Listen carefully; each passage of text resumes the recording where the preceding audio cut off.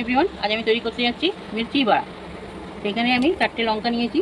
লঙ্কাটাকে এখন আলাদা রাখবো। প্রথম আমি বেসনটাকে গুলে নেব। এখানে বেসন নিয়েছি 100 গ্রাম মতো। এতে গুঁড়ো লঙ্কা দেবো, স্বাদ মতো লবণ, সামান্য একটু হলুদের গুঁড়ো। এখানে আমি সব উপকরণগুলো একসঙ্গে মেখে নিলাম। একটা ঘন ব্যাটার তৈরি করব। এখানে দেখুন ব্যাটারটা আমার তৈরি হয়ে গেছে, এরকম ঘন থাকবে। এটাকে এবার আমি সাইডে রেখে দেবো। আমি একটা আলু সেদ্ধ করে নিয়েছি। এতে আমি গোটা ধনে, জিরে, মৌরি আর একটা শুকনো লঙ্কা দিয়ে এটা একটু মোটা মোটা করে গুঁড়ো করে নিয়েছি, একেবারে ফাইন পাউডার করিনি। এখানে আমি একটা কাঁচা লঙ্কা কুচি দিয়ে, এই পেঁয়াজ কুচি দিয়ে দেবো। এখানে দেবো আমচুর পাউডার, এখানে দেবো লঙ্কার গুঁড়ো, এখানে হলুদের গুঁড়ো, একটু গরম মশলার গুঁড়ো, এখানে দেবো স্বাদ মতো লবণ।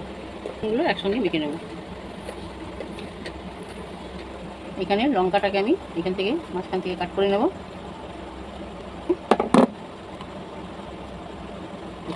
এর মধ্যে সিটগুলো আমি বার করে নেব।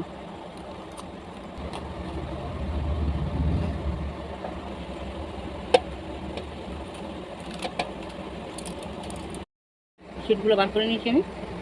এবারে আমি এর ভেতরে ফুলগুলো দেবো। ফুলগুলোকে এই যে মিশ্রণটা আমি ভেতরে ফিলিংসটা তৈরি করে রেখেছিলাম, এটাকে এরকমভাবে দেবো।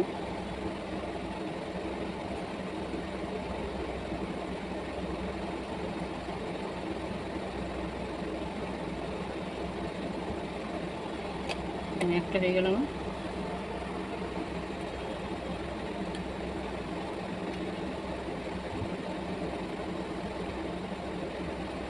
এখানে আমার সব কটা লঙ্কার ভেতর ফুলগুলো ভরে দেওয়া হয়েছে। এবার আমি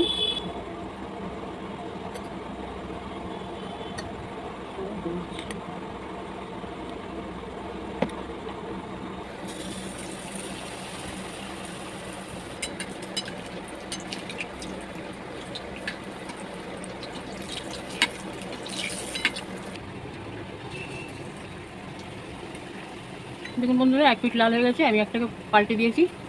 এবার এটা একটু হয়ে যাক, এটাকেও পাল্টে দেবো।